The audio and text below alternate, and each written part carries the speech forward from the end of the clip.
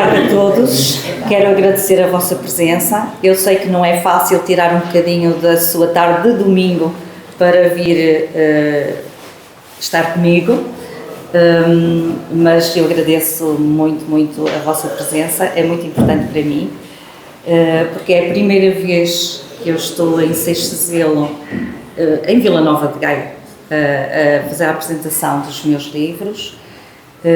E portanto eu faço com uma emoção muito grande. É a terra da minha mãe, é também a minha terra, não é? Eu sou natural de Vila Real, o meu pai é de Vila Real, nasci lá, mas tenho uma costela daqui, e essa costela é muito forte, porque é a minha mãe, não é? A terra da minha mãe. Para além disso, fiz grande parte do meu percurso cá, casei cá, tive cá a minha filha. Estudei também no Porto, estudei nos Carvalhos, estudei no Porto e, portanto, tenho cá grandes memórias, grandes amigos e a família, que também é extremamente importante para mim. Portanto, agradeço-vos mais uma vez, estavam cá todos, a vossa presença. Este espaço é um espaço que neste momento não é escola, não é escola primária. Eu não tenho a certeza daquilo que vou dizer, mas ela está dividida em duas partes, portanto pressuponho que deveria ser antigamente a secção masculina dos meninos e das meninas, acredito eu, não é? Ao contrário, lá era as meninas e as... Sim, mas pronto, mas está dividido, não é? Entre rapazes e raparigas.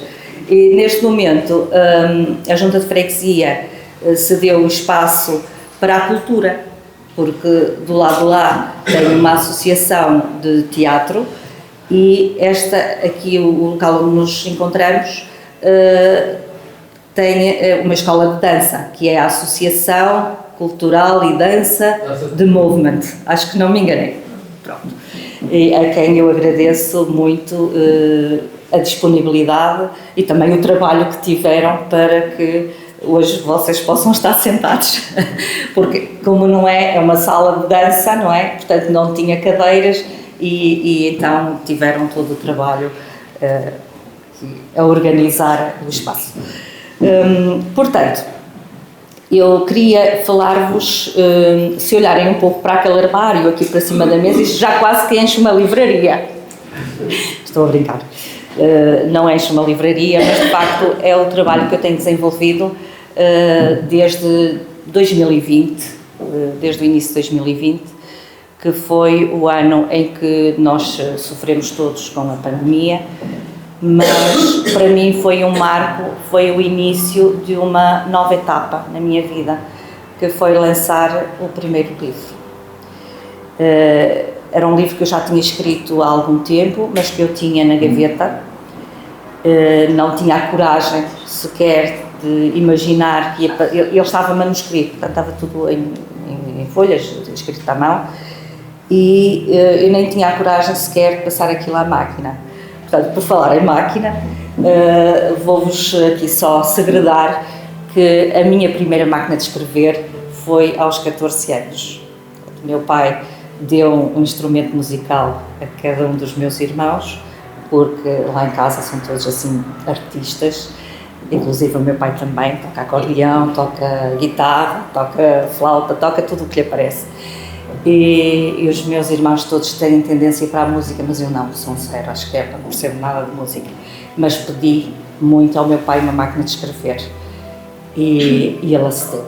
Portanto, tenho, a partir daí, tenho ainda, eu podia estar trazido, por acaso, esqueci-me desse pormenor, porque a casa como está meio fechada, porque eu neste momento vivo em Vila Real, não estou aqui, mas tenho a máquina aqui. Portanto, este desejo de escrever vem-me da adolescência. Eu sempre li muito, lia grandes autores, eu também segui, o meu percurso escolar foi na área da literatura e, portanto, eu tinha que ler muito. E eu desejava fazer como esses grandes autores, queria contar histórias. Talvez também pela influência do meu pai, que o meu pai gostava muito de contar histórias. O meu pai ainda se lembra hoje, ele tem 81 anos, e ainda se lembra de todas as histórias da escola primária. Ele conta aquilo com uma fluência, com uma lucidez que me impressiona, porque conta aquilo tudo muito direitinho. Basta alguém dizer uma palavra que ele associa a uma história que ouviu, imediatamente ele conta a história. E sabe, tudo de trás para a frente para trás, a história, a geografia. Portanto, ele era um bom aluno. Apesar de ter feito só a escola primária, é uma pessoa que eu considero que é uma pessoa muito culta. E portanto, essa influência também me marcou, acabou por influenciar o meu percurso e eu imaginar-me sempre a contar histórias. A vida nunca me permitiu e eu também nunca tive essa coragem, de facto, revelei há dias à Rosa que tinha um diário. Era um diário que tinha uns códigos, portanto, eu não escrevia os caracteres, eu trocava, tínhamos um código. Eu e as minhas irmãs, cada uma de nós tinha um diário e durante algum tempo eu escrevia o diário. Mas é sempre difícil, pelo menos para mim, sempre foi difícil escrever sobre mim. E mais ou menos aos 48 anos eu tive que fazer umas terapias. Os artistas são assim um bocadinho complicados. Tive que fazer umas terapias e conheci um senhor japonês.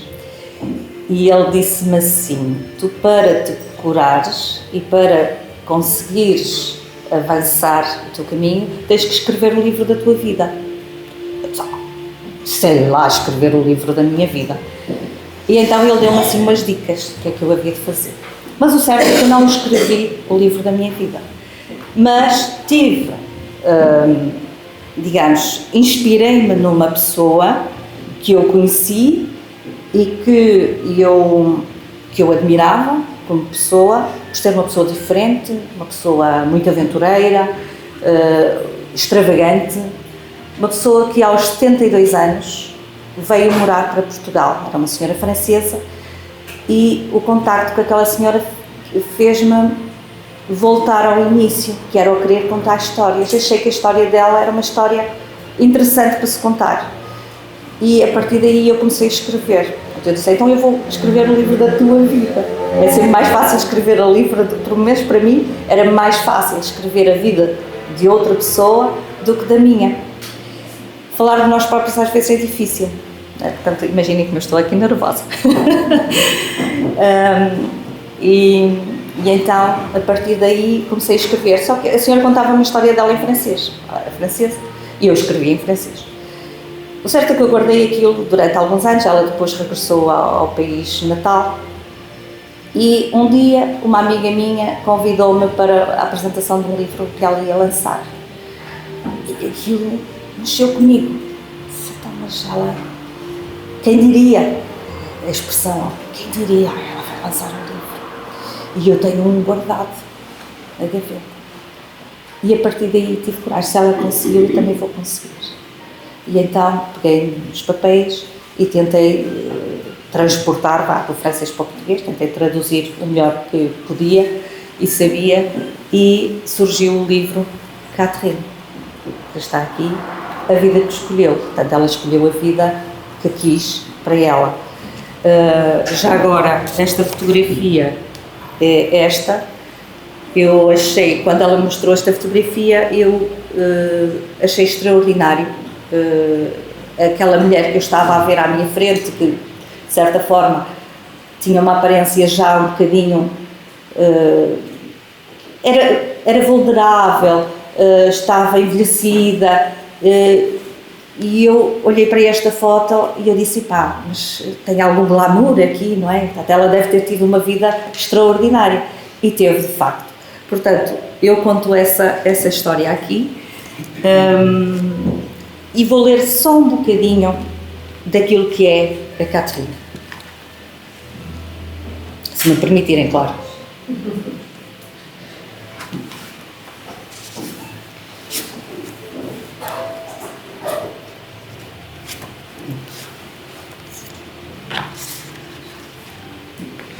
Portanto, quando ela veio para Portugal, eu escrevi assim: trouxera consigo apenas algumas roupas e a sua gata Sofia, uma gata siamesa que fora abandonada e que a Catherine adotou.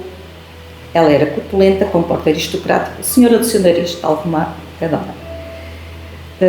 Não dava confiança a estranhos, mas por incrível que pareça, gostou de Maria, o que fez Maria de sorrir de satisfação. Todas as outras coisas ficaram empacotadas na garagem de uma amiga. Os seus bens eram roupas e centenas de livros.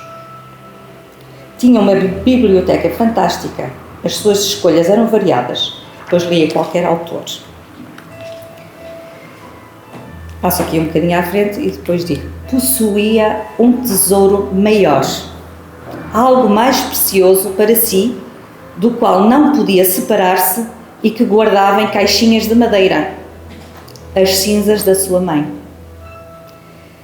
E as cinzas de duas gatas que tinha tido. Tinha joias, só 2 anéis e uns brincos de safira que a mãe lhe deixara.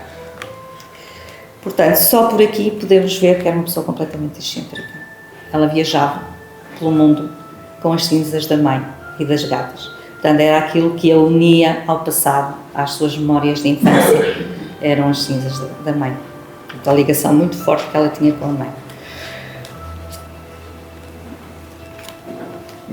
A determinada altura, ela relata-me: eu e o meu irmão tivemos uma infância feliz.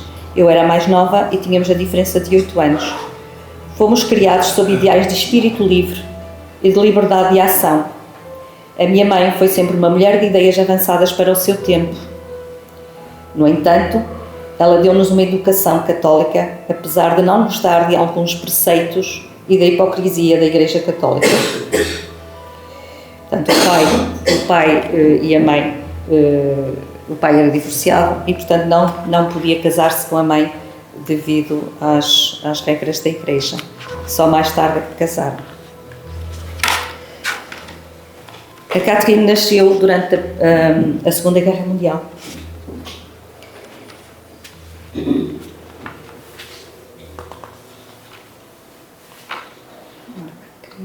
Nascia 22 de fevereiro de 1944 e, quando era miúda, ouvi uns rumores de que sou filha de um general alemão.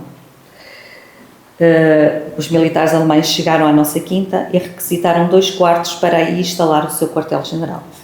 O que eu quero dizer com isto? Não posso desvendar muito o livro, não é? Isto é só para vos criar algum apetite, digamos assim. A Catherine cuidou do seu pai, que não era pai de sangue. No final da vida dele, ele sofreu de uma doença muito grave e a Catherine, apesar de suspeitar ao longo da sua vida de que era filha de um general alemão, ela cuidou do pai, que era o marido da sua mãe, com quem até nem teve uma grande vida em comum, digamos, não tinha grande afinidade com ele, mas no final da sua vida ela olhou a outros valores, que eram os valores da família. Por falar em família, eu ao longo dos meus livros, eu valorizo muito a família, os valores morais, a amizade, e há uma coisa que me toca muito, que é esta situação da Catherine de ter cuidado do seu pai, que não era pai. Mostra-nos como é que nós podemos ser solidários uns com os outros, não é? Portanto, na fase final da vida dele, quem lhe valeu foi a filha que não era filha. Espero que isto nos deixe assim aqui a pensar.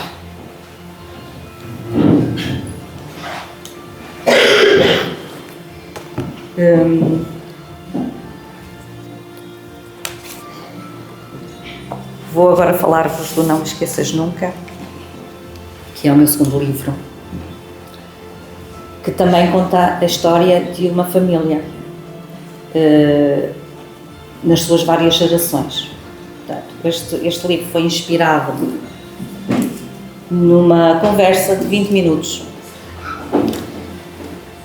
Há dias a Rosa perguntava-me em que é que eu me inspirava e eu fiquei muito atrapalhada na altura, até fiquei assim, numa entrevista que dei na semana passada para a Rádio Infor TV, eu fiquei muito atrapalhada. E agora? Não me lembro, isso é uma pergunta de ratoeiro. Mas, de facto, eu inspiro-me em qualquer situação, em conversas que ouço, inspiro-me nos amigos, na família, na natureza, circunstâncias da vida. E aqui foi precisamente uma conversa de 20 minutos com um senhor que me contou a história dos pais e que me chocou. Chocou-me de tal forma que eu quis relatar essa situação num livro.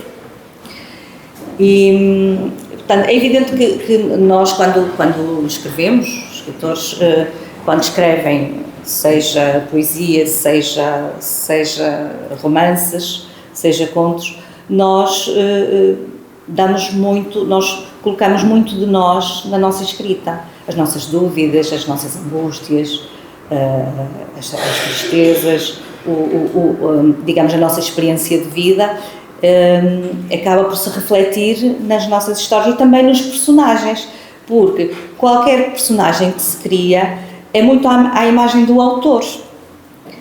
A Maria é um personagem comum aos 3 livros, a Maria é muito parecida comigo, mas qualquer um dos personagens também é parecido comigo, porque as reações, situações que acontecem, têm a ver um pouco com a minha experiência. E como é que eu, numa conversa de 20 minutos, crio um livro, uma história, desenvolvo uma história. E, portanto, eu vou criar cenários com aquilo que eu conheço. E eu tinha angariado uma casa, eu trabalhei muitos anos no ramo imobiliário, e eu tinha angariado uma casa muito bonita, uma casa secular, que tinha uma capela. E eu, quando a senhora me estava a contar a história da vida dele e dos pais, eu imaginei aquele cenário numa casa que eu tinha visto naquela semana. Sim, aquela casa que era o ideal para pôr esta família lá. Portanto, isto são romances de ficção, vocês sabem, são baseados em factos verídicos, mas são romances de ficção, porque eu também vou imaginando coisas perante aquilo que eu vou encontrando, não é? As pessoas que eu vou encontrando, as circunstâncias da vida, e eu vou imaginando coisas e vou misturando personagens, amigos, cuidado com os amigos, que de vez em quando têm assim uns tiquezinhos e eu vou colocando, tiques, situações até da própria vida deles, eu vou misturando situações que eu acho que encaixa e que eu faça, digamos, a história ficar verosímil. É uma história de ficção, mas eu quero que se torne verosímil. E então, arranjo assim situações para criar, para desenvolver a história. E então, esta história, para além disso, eu sempre ouvi falar numa lenda da Flores Myosotis, e que eu achava que era interessante e que se ia encaixar muito bem nesta história. E há várias versões dessa lenda, mas eu vou ler aquela que digamos que eu escrevi aqui, está bem? Numa bela tarde de primavera, um cavaleiro passeava com a sua amada nas margens de um rio. Os jovens apaixonados seguiam montados num cavalo branco, quando, na água, surgiu um lindo ramo de Myosotis. A rapariga ficou encantada com a beleza e a delicadeza das flores. Considerando isso, e querendo agradar-lhe, o rapaz atirou-se à água para as apanhar. Mais forte que ele, a corrente arrastou-o pelo rio abaixo. Mas antes de ser engolido pelas águas, conseguiu mostrar-lhe o ramo de Myosotis que tinha nas mãos e gritar: "Não me esqueças!" Neste caso, nunca. Desde então, as pequenas flores azuis florescem nas margens do rio para que ninguém mais morra por sua causa, passando a chamar-se também de Não Me Esqueças, porque o nome popular da flor Myosotis, que são umas flores muito miudinhas, azuis, é Não Me Esqueças. E por isso ficou o título deste livro, porque esta lenda é quase como se estivesse a abraçar esta história, como se estivesse ali a criar um manto e que envolve a história. E por isso eu dei este título. Espero que tenha agradado o título. Todas as pessoas, penso eu, não querem ser esquecidas, não é? E portanto, acho que todos nós concordamos com este título, não é, Kina?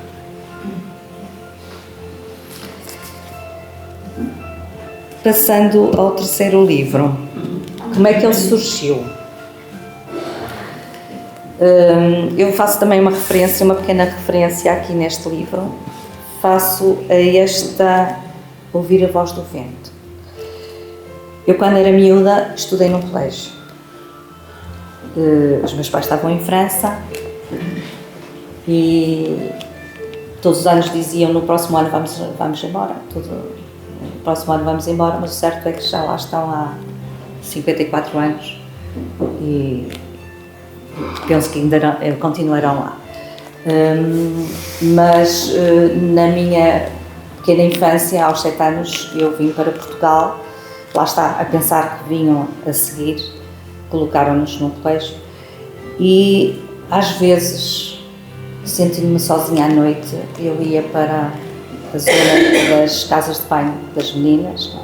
Aquilo, basicamente era tudo meninas, havia só um setor de rapazes, e eu ficava ali a ouvir o vento, parecia que ele falava. Mas não só tem a ver um pouco com isso, mas também porque nós cantávamos no coro, tínhamos a missa, rezávamos todos os dias a missa, e nós cantávamos uma canção que era do Padre Zezinho, que era: se ouvires a voz do vento chamando sem cessar, se ouvires a voz do tempo, pronto, mandando esperar, a decisão é tua. Estou louca, está bem? Estou a cantar, desculpem lá. Acontece que eu estava na horta a fazer outras coisas no meu dia-a-dia e essa música não me saía da cabeça. Eu tinha outro título para este livro,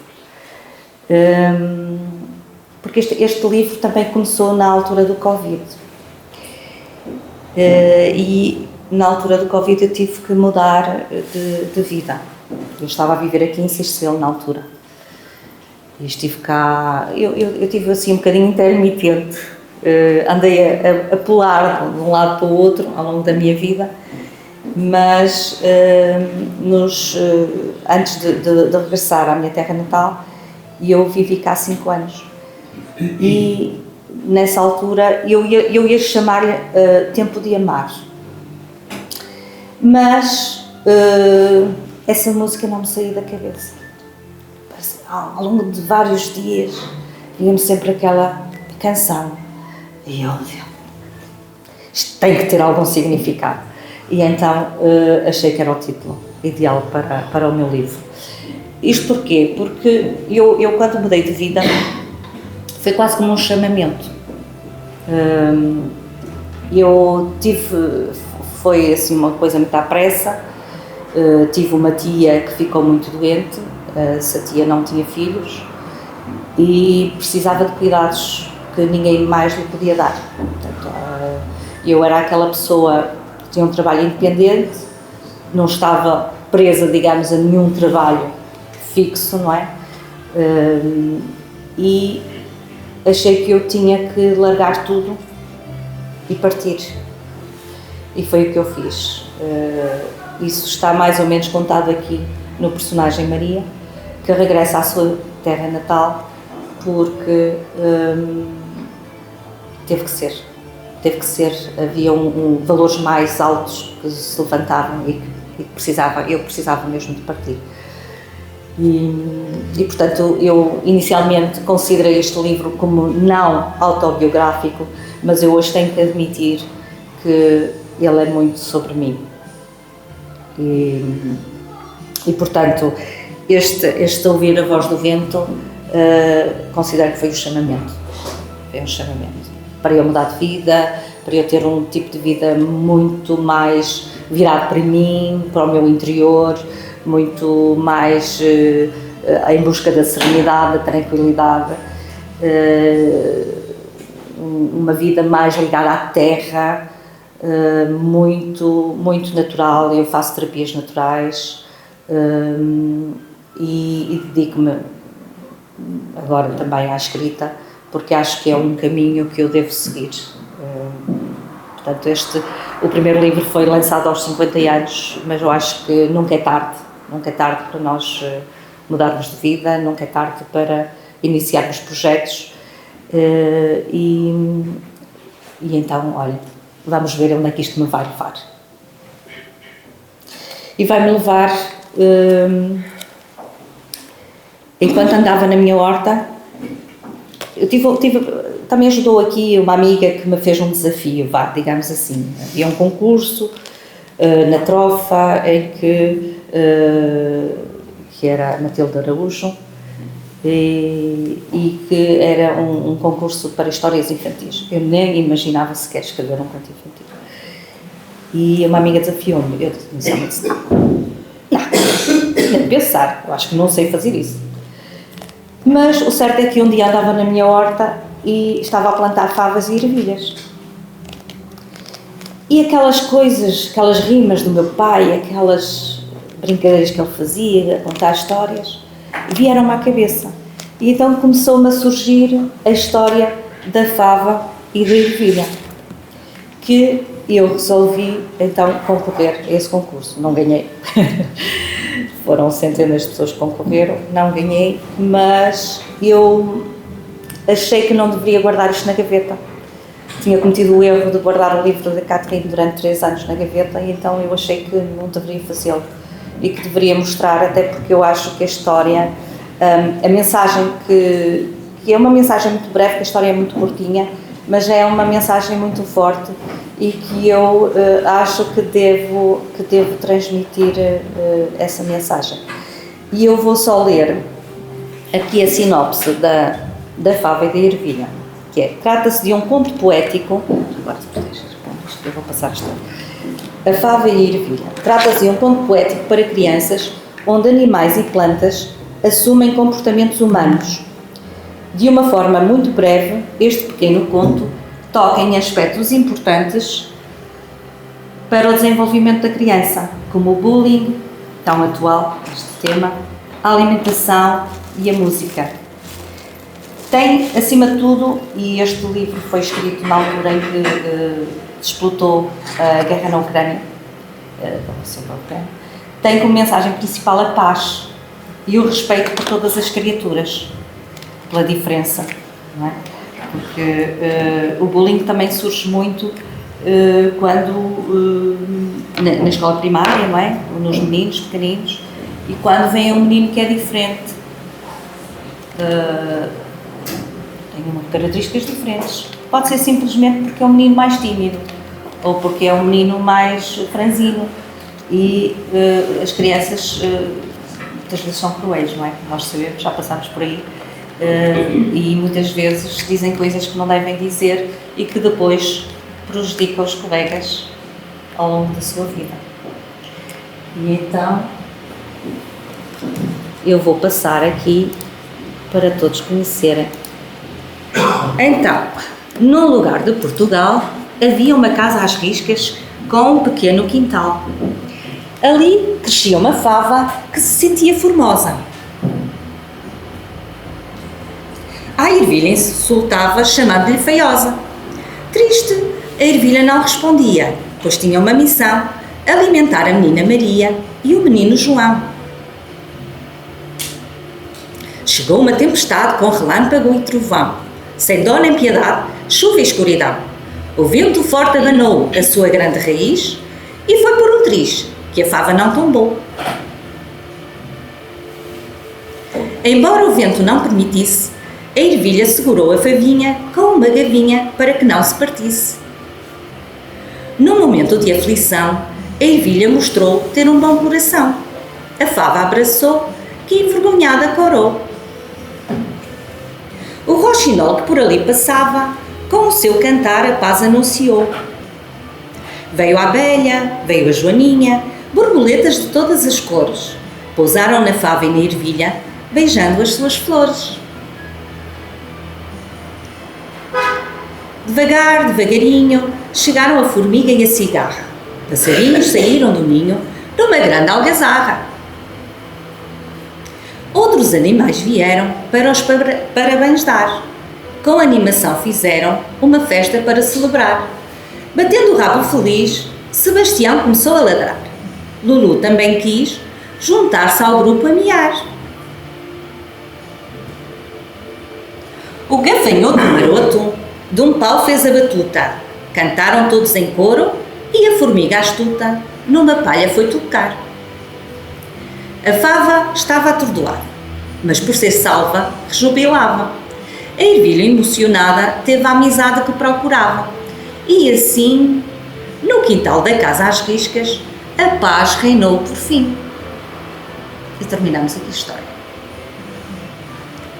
Portanto, coloquei aqui uma página para colorir, para que a criança possa, digamos, fazer parte da história, sentir-se mais próxima da história, para ela poder colorir das cores que mais gostar. E aqui um labirinto para que a fava e a ervilha se possam encontrar e serem amigos para sempre. E, portanto, eu considero-vos amigos para sempre. Estiveram cá hoje. Foi muito bom.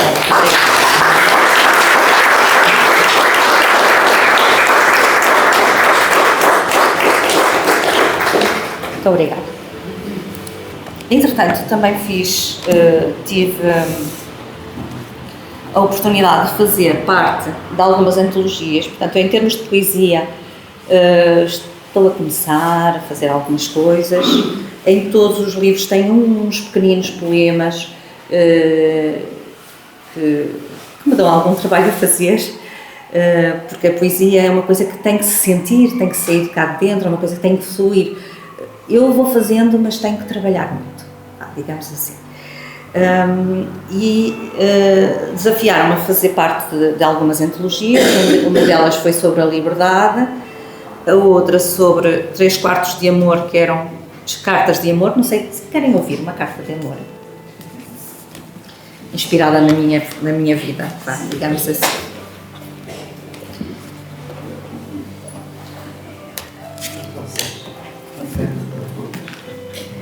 Meu amor, quis o destino que ao primeiro olhar o meu coração prendesses. Escrevo-te esta carta ao luar para que o entendesses. Se tu tivesses a coragem de me dar a mão e das tuas mágoas falar, para as tuas lágrimas secar, dizendo adeus à solidão. Se tu pudesses quebrar o silêncio da noite escura e perder-te no meu abraço, levar-me-ias à loucura até adormecer no teu regaço. Se tu quisesses casar comigo um dia, seríamos os dois a amar, numa vida tecida de magia, como a aurora a despertar. Se tu dissesses 1000 palavras de amor, em cada amanhecer, a minha vida teria mais cor, fazendo a minha alma florescer. Então, eu saberia entregar o meu coração e poderia amar sem hesitar.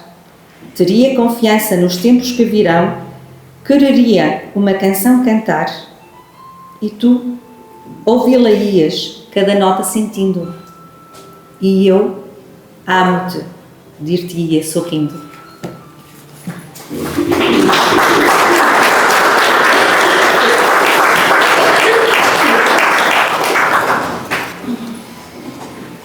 E como eu convidei uma amiga para falar um bocadinho sobre os livros, porque ela, penso que é das poucas pessoas que está aqui que já leu os 3 livros, eu gostaria de lhe fazer uma questão. Eu sei que tu gostaste das histórias, não é? De certeza. Mas tu notaste alguma evolução em termos de escrita? Isto porque no primeiro livro, isto os caloiros, não é? Sempre têm falta de experiência, há sempre alguma dificuldade. Para além disso, eu tive que traduzir um pouco, transportar a história para a nossa língua. O que é que tu sentiste quando leste o terceiro livro? Boa tarde a todos. A minha amiga Rosa estudou comigo na Escola Secundária dos Carvalhos. Sim, todos somos colegas do liceu, como se costuma dizer. E, efetivamente, eu li os três livros, não estão por ordem pela qual a Teresa foi apresentando. Eu fui seguindo, fui conseguindo encontrar, nas leituras que a Teresa foi fazendo, fui conseguindo encontrar no livro o sítio certo e consegui acompanhar ao mesmo tempo de ler e descobrir. E o que eu queria dizer é que realmente aquilo que eu senti foi realmente um crescimento e uma evolução. Eu sou da área também das letras, digamos, e senti uma evolução ao nível da escrita desde o primeiro livro até ao último. A parte realmente da produção do texto, notei muito mais cuidado, uma escrita muito mais cuidada, os enredos, muito mais facilidade em contar a história ou em construir, pôr na perspectiva da autora, não é? Em construir as histórias e ligá-las e apresentá-las na primeira pessoa, porque as outras eram mais uma terceira pessoa que falava ali, e este último, muito interessante, com as Marias a ligar as três histórias, curiosamente, e aquilo da leitura que eu fiz, aquilo que me cativou muito, foi realmente o voltar à terra e à essência em todos os sentidos. É o voltar à terra, porque temos a Vila Real, que eu por acaso sei que a Teresa já viveu lá e que é a lenda de lá. O regresso às origens, à terra, à natureza, o valorizar muito histórias relacionadas com a própria terra, não é? E os espaços, ler e encontrar referências a Grijó, que aparece aqui mais do que um livro, a Espinho, por exemplo, a AVCI, ao Queimódromo. Portanto, isto é muito interessante para quem é aqui da zona. Isto fica aqui o convite para vocês também comprarem um deles, não precisam de comprar os três, eu por acaso já tenho os três, mas fica aqui o convite, comprem, porque vão gostar. E o que eu posso dizer, o que é que eu gostei mais? São todas histórias diferentes, as personagens também são muito interessantes, personagens fortes. A Catherine realmente é uma personagem forte, e o que eu gostei mais desta história foi realmente a amizade improvável, não é? Uma amizade entre uma jovem, ou uma pessoa mais jovem, e uma mulher feita, com histórias para contar. Esta foto realmente é fantástica, também gostei muito, vou mostrar.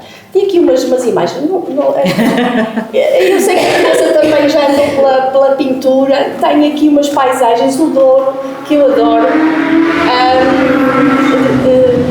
É o tal apelo e chegar à terra ou voltar à terra, a lembrar-me assim um bocadinho o Miguel Torga, que também, não vou entrar por aí porque senão torna-me muito maçadora, e vocês daqui a nada, vocês querem beber um copinho, não sei, beber uma fatia de bolo. O Não Me Esqueças Nunca, a terra outra vez na capa, não é? As flores, e aqui isto a apelar mesmo para o Douro, não é? Para o monte, as urzes. E eu vou ler aqui um bocadinho, se a Teresa me deixar, eu vou ler aqui um bocadinho, porque eu acho que aqui também faz um bocadinho um resumo daquilo que eu senti, a história das amizades, as histórias aqui contadas, os romances, os encontros e os desencontros, as mortes, as perdas, seja de animal, do Sebastião, que também aparece nesta história, não sei se é mesmo, não é? Mas aparece no Sebastião. A perda, o amor, o encontro, a solidão, quando eu digo voltar à essência, é realmente também o voltar a si próprio. E a pandemia, que este último realmente tem como contexto a pandemia, não é? Ajudou muita gente a olhar para si mesmo, não é? A voltar-se para dentro. E aqui a questão dos enredos amorosos, eu vou fazer um bocadinho. está quase no fim, é mesmo quase que o final do livro, diz assim: a vinda para os Ais, com a sua envolvência apaziguante e inspiradora, prometerá alimentar o meu gosto pela escrita.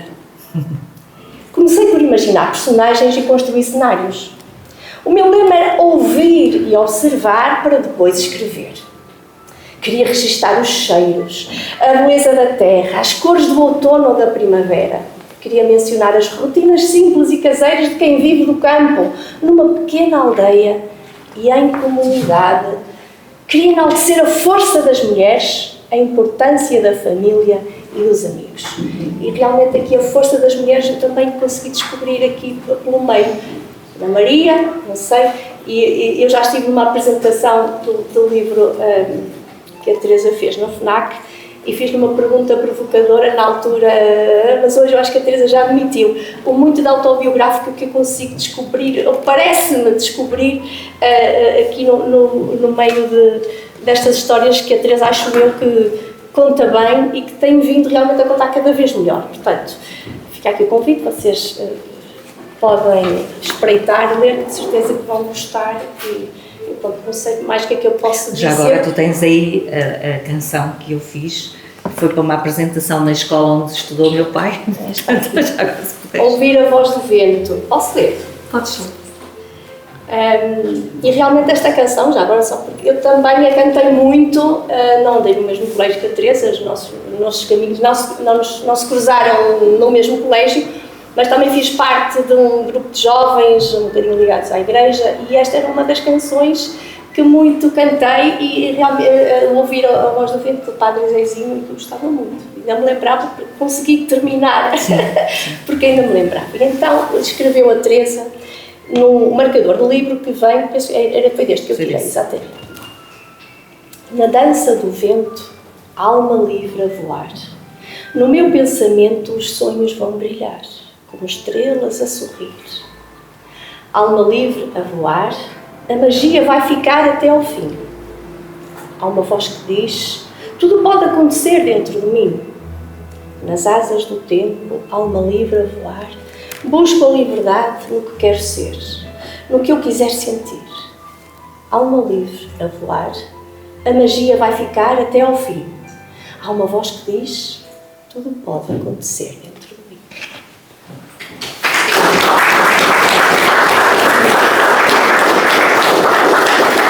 Não sei se queres perguntar alguma coisa. Não, eu penso que também agora já começa a ficar, se calhar, tarde para vocês e vamos passar à parte da... Digo eu, não sei, queres ter mais alguma coisa? Sim, não. Por estarmos aqui neste espaço, foi a escola onde a minha mãe estudou, eu vou ler um poema que eu fiz para a antologia Minha Mãe. Eu fiz, claro que tem a ver com o sentimento que eu tenho para com a minha mãe, não é? Mas vou ler antes outro primeiro, porque pensando que o meu pai ia ficar ciumento, porque eu fiz um poema para a minha mãe, então eu decidi também escrever um poema para ele. Que não faz parte de nenhuma antologia, mas eu tenho aqui. O meu pai é Fraga, a minha mãe de família é Prata. Então eu escrevi assim: duro como a Fraga, uniste-te à prata, transformando-te em ouro para gerar um tesouro, que sou eu. Mãos fortes, rudes, pedra angular da nossa família, trazes contigo a força do batalhar que resiste às tempestades. Porque viver não bastava, o sonho de nos abrigar debaixo de um teto levou-te a emigrar. O sonho do meu pai era construir uma casa para cada filho. Ele conseguiu. E portanto eu escrevi isso aqui. Acordavas cedo, nada te parava. Fizesse chuva, geada ou neve, para o sustento não nos faltar. sempre a recordar que me segredava as canções de embalar, percorrendo a casa em pezinhos de lã para a mãe não acordar. Era o meu pai que me embalava à noite. Eu tinha os sonos trocados. Eu dormia de dia e chorava de noite. A minha mãe ficava muito arreliada, porque a minha mãe, se não dormisse, ficava mesmo muito arreliada. Então o meu pai passeava-me toda a noite, em pezinhos de lã. Voz do alento, o soprar do vento era a inspiração para cantares uma canção. O teu jeito de musicar, declamar poesia e contar histórias incitou o meu imaginário a desabrochar. Por isso é que eu hoje escrevo.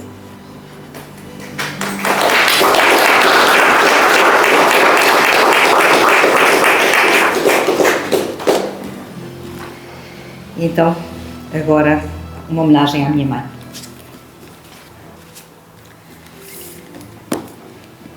Mãe, minha mãe, saindo da escuridão em busca do arco-íris, nasci de ti. Deitei no manto do teu peito, onde me aconcheguei.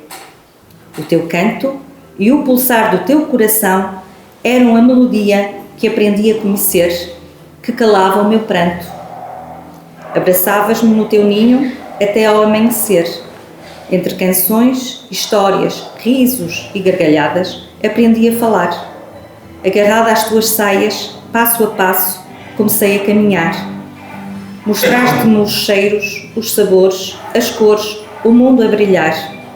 Sou fruto das tuas dores, de uma vida a trabalhar.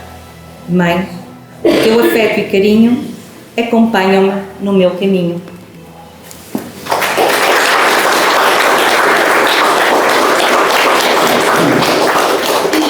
Pronto, então, isto é terrível, mas dou por terminada esta minha ação. Ponho-vos à vontade para me fazer alguma questão que tenham, alguma coisa que queiram perguntar. Posso? Faz favor.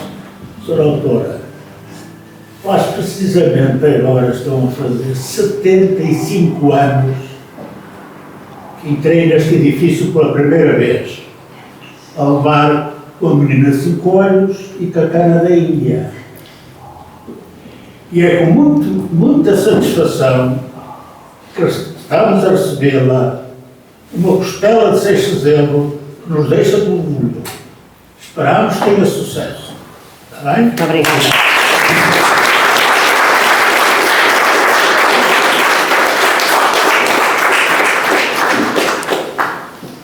Vamos ao bolinho? Eu queria Fatinha. o terceiro livro. A Fatinha já tem também os 2 livros. Já há aqui algumas pessoas que têm os meus livros. E, portanto, olha, quem quiser, Vais ter todo o gosto de ensinar. eu vou ter o gosto de ensinar. Quem quiser oferecer agora no Natal, estejam à vontade. E façam divulgação, por favor, que é o que eu preciso. Divulguem, ofereçam e divulguem. Está bem? Obrigada. Então agora vamos ao bolinho. Eu fiz ontem à tarde 3 bolinhos. Obrigada a todos.